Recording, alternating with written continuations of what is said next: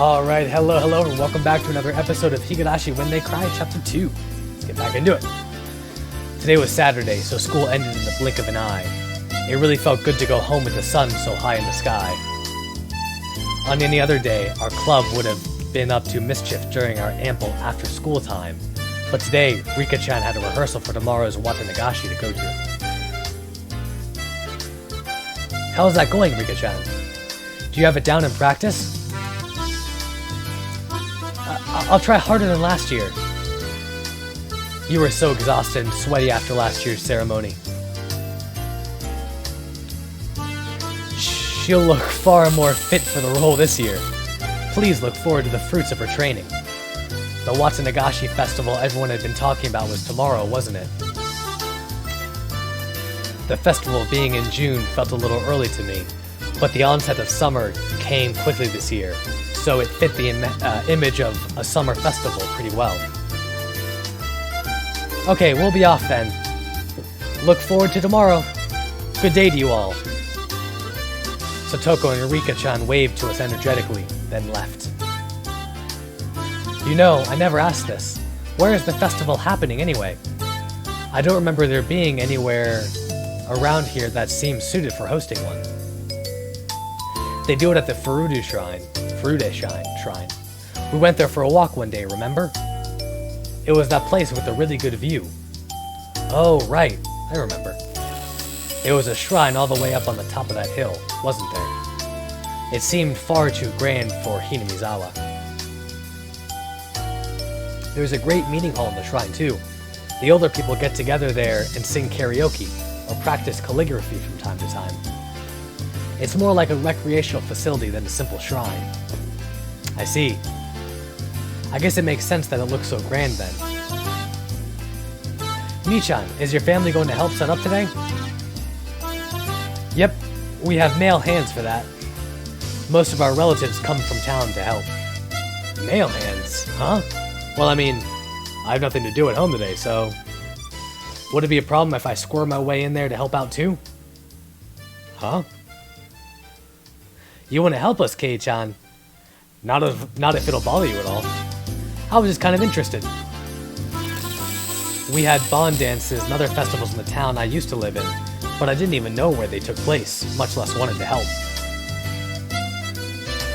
You could say that I had absolutely no connection to the region. Having come to Hinamizawa, though, it really made me feel like this place was a home that I had returned to. Before I knew it, I harbored a little interest in the small community activity for preparing for a festival the day before. I wonder if you'll be able to, Keiichi-kun. There's a lot of building tents and setting up chairs. I hear it's pretty hard physical labor. I mean, I wouldn't be doing it alone, right? The more hands we have, the faster it'll go. Mion looked happy to hear that, but at the same time her expression was complex, tinged with hesitation. Reina gave her last push for me.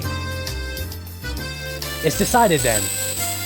You should go for it, Keiichi-kun. He's all yours, Michan. Put him through the ringer. Well, I can't argue with a recommendation from Reina. Okay then, go home first, put on some work clothes, and come to the shrine. Oh, and you might want to bring a towel to wipe your sweat, too. Got it. I may look scrawny, but I actually quite like breaking a sweat under the hot sun. Careful you don't hurt your back, okay?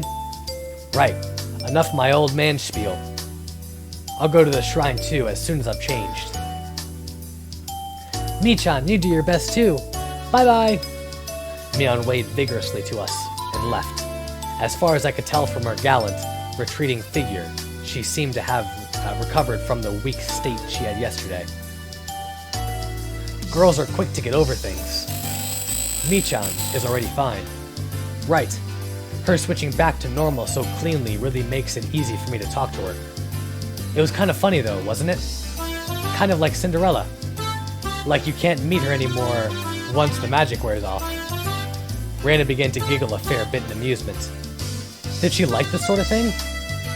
Incidentally, me going along with it gave me a weird, hard to describe feeling.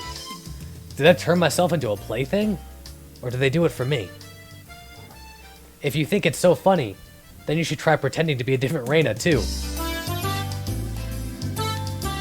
Yeah, that sounds like fun. Keiichi-kun, what kind of Reina would you want me to be? What would you want to meet? One with a bust size of at least 90. Huge knockers. That you're okay with me touching. I can't do that. She'd be great at cooking, make me lunch, come to see me in the mornings. I do that already. I pull Reina's head to a tight grip, then start to pet it. You're Reina Ryugu, right? Reina, not Reina. This is that damn thing I don't know how to pronounce. Maybe Rena, not Reina? Or Reina, not Rihanna? I think it's maybe Rena, not Reina.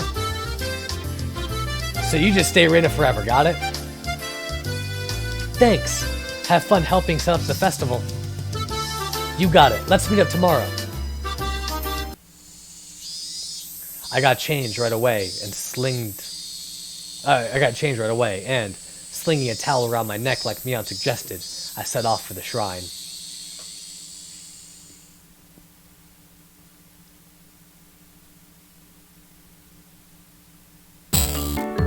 At the shrine, there were more people than you'd imagine. Even live-in Hinamizawa there, all cordoning off areas and setting up tent frameworks, chatting amongst themselves as they did so. Alright, where is Mion? The liveliness of the throng didn't make it easy to look for her. I searched around as if I already worked there, and suddenly, the principal called out to me. If it isn't Maebara-kun, interesting. Have you come to help with the Watanagashi setup? Hello. Yes, I was just wondering if there was anything I could help with. How commendable your attitude is. Feel free to sweat to your heart's content. Gahaha. Spurred on by the principal, I came upon a group of people setting up tents. Oh, what's this? It's Maebara-chan. Did you come all this way to help us?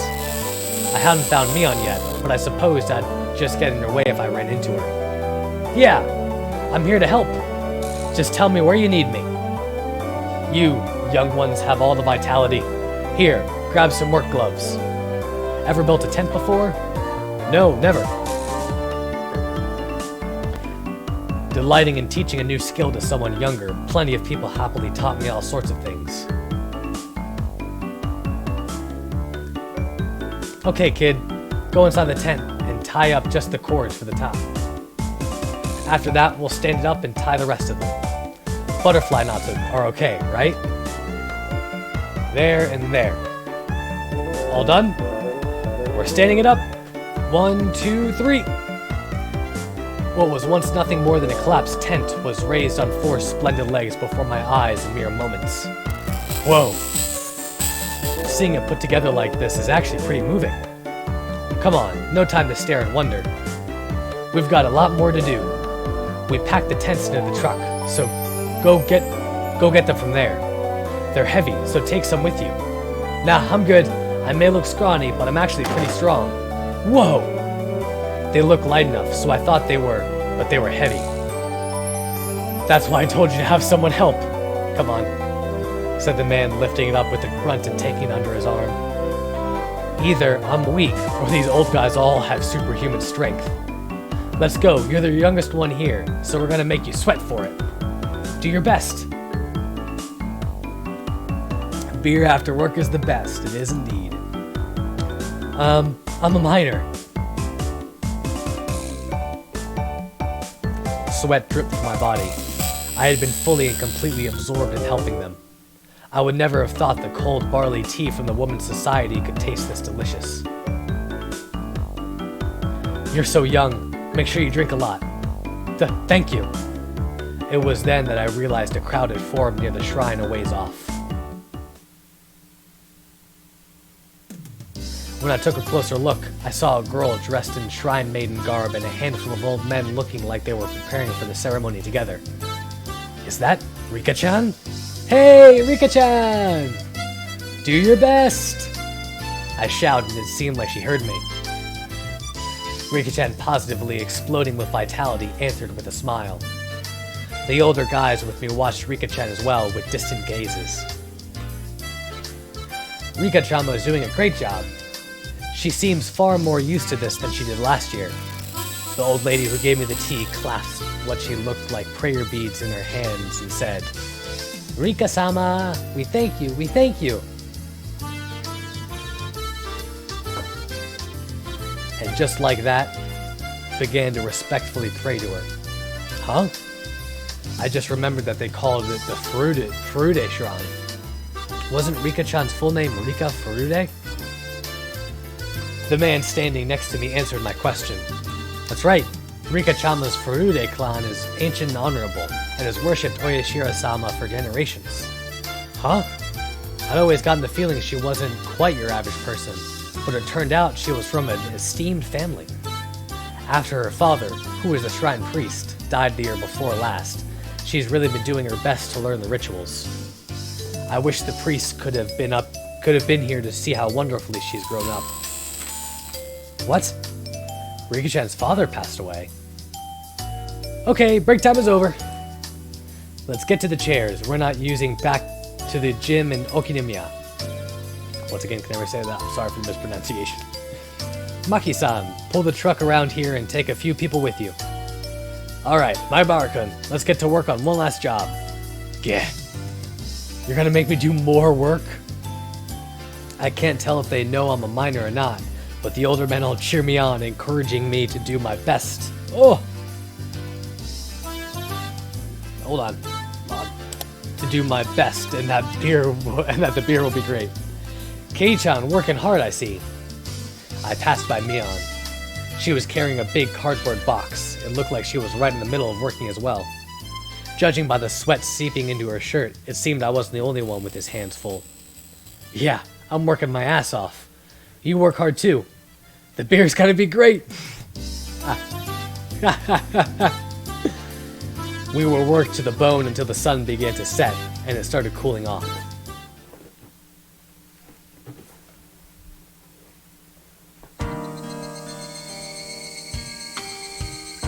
It was soon full-fledged night, and the clear sound of the Higurashi eased the moderate pain I felt. The older guys began their night before drinking party in a tent a fair bit off, causing quite a ruckus. The shrine grounds, on the other hand, had turned into a lonely road tickled by the cool evening breeze, despite being so festive just a little while ago. The wind felt so good. I leaned on one of the stone guardian dogs at the front of my shrine. At the front of my shrine. Oh my god, no. At the front of the shrine. I gave my legs a good stretch and let my mind wander, and suddenly a paper cup filled with barley tea was thrust before me. Kei-chan, great work. Here's some tea for you. You're so considerate. Thanks, mate. Her voice sounded exactly the same, but it felt somehow different. Wait, you're... Yeah. Hey, it's Shion. Don't go giving me on all the credit. She isn't considerate at all. Don't get us confused, okay? Shion, you little...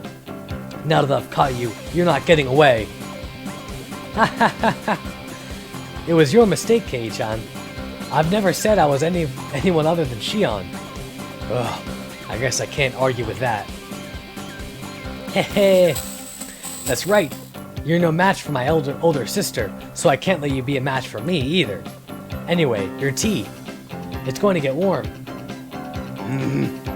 Come on, please, cheer up. I'm trying to make it up to you with this tea. Well, she did come all the way here to give it to me. I guess I'll accept it. I took the cup and downed it in one gulp. And then suddenly, I heard a loud shout, and it got stuck in my throat.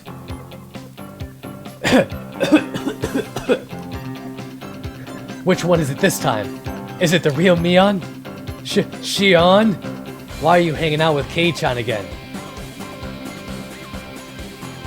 Because unlike you, I'm very considerate. Kei-chan was so sweaty, I couldn't leave him alone, so I brought him some tea. By the way, why are you holding 2 cups of tea? Mion's face went bright red. She tried to hide the paper cups behind her back. Well, this is... There's no way you, such a rough, timid, good sister of mine, would ever briskly bring a male classmate tea, is there? So what are they? What are those 2 cups of tea? These are, well, right. I was just thirsty, so I figured I'd drink 2. Ha ha ha, that's so like you. Come on, chug, chug. As Shion cheered at her, Mion downed both the cups of tea one after the other. What a fabulous drink that was. I expected nothing less from you. Kei-chan, you give her a hand too. Wait, suddenly the situation has gotten unbelievable. Mion doesn't usually get manipulated so easily like this. I've known her for a while now, but Shion is terrifying. Mion, you can't hold your own against Shion. I hate her. And lately I hate her even more. Just then I heard the snap of a camera shutter. Hey! Good evening. The festival is coming up tomorrow. Thanks for all your hard work setting it up today. Oh, I missed him. I like him a lot. Good evening. Oh, Shion-chan. It's quite unusual for you to come here. Oh hey, it's Tometake and Takano-san. Good evening, it's been a while, hasn't it? So you're that transfer student I've been hearing about, Keiichi Mayabara-kun, right? You really did a bang-up job today. I'm impressed. I feel like I've seen this photographer guy before. Have we met before? I'm glad you remembered. We've passed many times on the road, Keiichi-kun. I'm Tometake. I'm a freelancing photographer from Tokyo. Then do you recognize me? I'm sorry, but I don't. She's Mio Takano-san. Do you remember when you were at the doctor's office when you still had a cold, Kei-chan? Mio-san is one of the nurses who works there. Call me Takano. I'm pleased to meet you. I wonder if she squeezed over them like in the shrine storeroom. That's very thoughtful of you. Tometake-san seemed to be quite entertained at the Sonozaki twins being in the same place, and he took picture after picture. I've heard about them, but this is the first time I've actually seen a pair of identical twins. You really do look exactly alike. We're not just alike on the outside. See, our underwear matches too! Yeah, you idiot! What the heck are you doing? Things have never been as lively as when the 2 of them are together. I thought they were exactly the same at first, but I've started to get a handle on which one is which. Mion is Mion, and Shion, well, she seems a far better actor than Mion was. In the first place, somebody that could spurn Mion so easily wouldn't have shown such weakness to those lard buckets at Angel Mort. If that was the case, then that cowardly behavior from the day was all a complete act. They were even more alike when they were little. I hear even their parents had a hard time telling which is which. That's really easy to imagine. I totally understand what they must have gone through. Takano gave me a kind of an odd look, but explaining would have been a pain, so I didn't bother. Tometake, are you going straight back to Tokyo after you get your pictures of the festival? Yep, though I'd rather just stay here forever. Silly adult things, that's all. I hope your photos win a fabulous prize soon. I've been praying for it. Thanks. Next time I come, I'll bring the pictures I took of you all today. Mayabara-kun, you did a lot of work today. You must be tired from all the physical labor you're not used to. Huh? Well, I'm tired, but it was still pretty fun. Ah, youth. I'm so jealous. Takano smiled with an adult elegance that no one in my circle of friends possessed. The wind caught her hair. She gives off an intelligent beauty. Hey! Oh, why, hello, everyone. It seemed like our merry crowd was standing out. This time, an overweight older man addressed us. And again, it was someone I thought I knew. If I recall correctly, he's a policeman, isn't he? Yep. Oh, Oishi-san. Good evening. Doing a preliminary security inspection for tomorrow? Nah, haha. Something like that. Oh, if it isn't Tometake-san. It's certainly been a while. I'm honored you remembered my name. You really do love Hinamizawa, don't you? The apartments around here are far cheaper than the ones in Tokyo. You should just move here and get it over with. I know a realtor I can introduce you to. I appreciate the thought. I'd very much like to follow up on that. Alright, everyone have a good year. And Happy New Year to the Sonozaki twins, too. Happy New Year, Detective Oishi. We appreciate your work. We'd like to end this year's festival with the least amount of inconvenience possible. That's pretty strict on me. Detective Oishi left us with a low laugh and headed off to talk to some police officer standing a ways away. I gave Mion a glance and saw her making an annoyed face, as if she were glaring bullets at someone she hated. Yeah, it'd be nice if the police didn't have to do anything during Watanagashi this year. Ah ha ha ha. You like this place too, don't you? Oh, you mean to say you... Ooh. Oh, you mean to say you dislike it, Jiru-san? I quite enjoy such fantastic stories, you know. Especially with the times being so dry and uninteresting. Hey, this is where we get to the curse. The curse of Oyashiro-sama, you mean? Curse. Tomitake-san used a troubling word. Then suddenly, someone tugged at my arm. Kei-chan, I'm pretty hungry. Want to go grab the tent? Want to go to the tent with the drinks and have some candy and sweets? I'm up for that. I've gotten a little hungry as well. Okay, let's go. A moment later, Shion said something to Takano and Tomitake-san. And Tomitake that stung my ears and gave me a start. I wonder who will die and who will disappear this year. I pulled back from Mion's grip and stopped abruptly. Shion, what did she just say? It felt like the air around us dried out all of a sudden. Let's go, Kei-chan. They're talking about something silly anyway. You still haven't told Kei-chan? I'm making a point not to spread stories like that. Shion's cold and quiet tone and Mion's harsh voice were quite the contrast.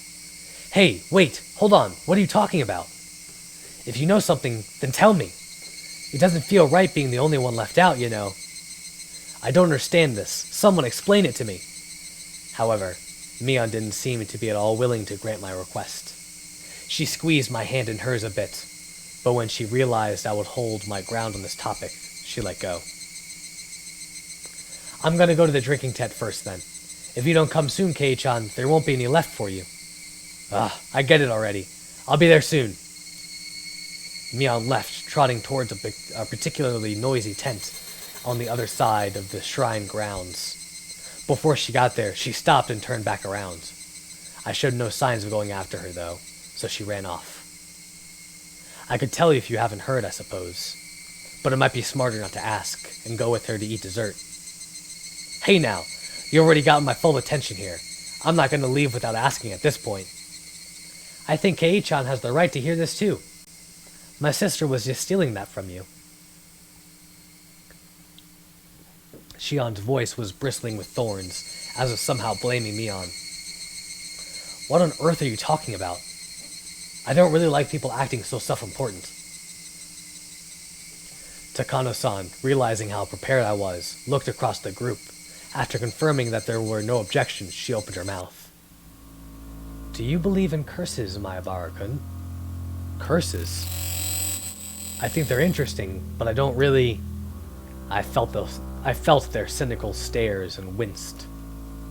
It was like they were telling me it was strange not to believe in curses. You're not wrong, Kei-chan. Curses are just superstition. It's only natural that you wouldn't believe in them.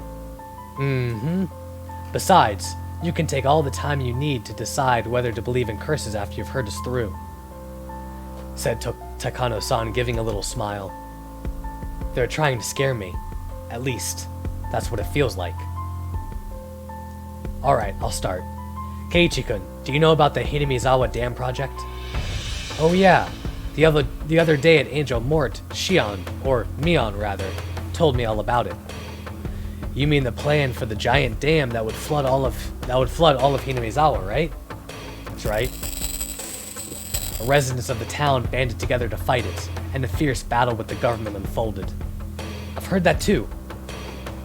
The entire village united, using all the power at their disposal, mass media, political influence, and other things, and fought the country. The way Mion described it made it sound like a boast. Oh, you know quite a bit about it. Yes, you're right. It's practically an epic tale, how just 1,000 or so villagers banded together and rejected the government's plans. Did you hear this from my sister? She likes those kind of epics, you know. Yeah, she told me. There was, however, an office for the Hinamizawa residents' opposition faction. It was the shrine. You know the assembly hall. That's where it used to be. Now that the whole thing is over, the senior citizens just use it for group activities. At the time, though, it was their last bastion. Takano-san explained this, pointing a finger towards the assembly hall. I had been carrying things in and out of there all day. I mean, I would understand if they put an office like that in the mayor's house or something. But having an office on shrine grounds made it feel kind of like a base camp for Sengoku period warriors. That was basically the mindset, though. Placing the main force in the shrine dedicated to Oyashiro-sama, Hinamizawa's guardian deity, was like a prayer for victory. Oyashiro-sama. That was definitely it. They mentioned Oyashiro-sama's curse before. Is it the same as Oyashiro-sama? Do you know about Oyashiro-sama, Keiichi-kun? It's the name of the god worshipped at this shrine. It said that he protects all of Hinamizawa. Well, I don't really know much about him. I see. I think Takano-san knows more about the rest. Tag, you're it! Well, that's generally the whole story.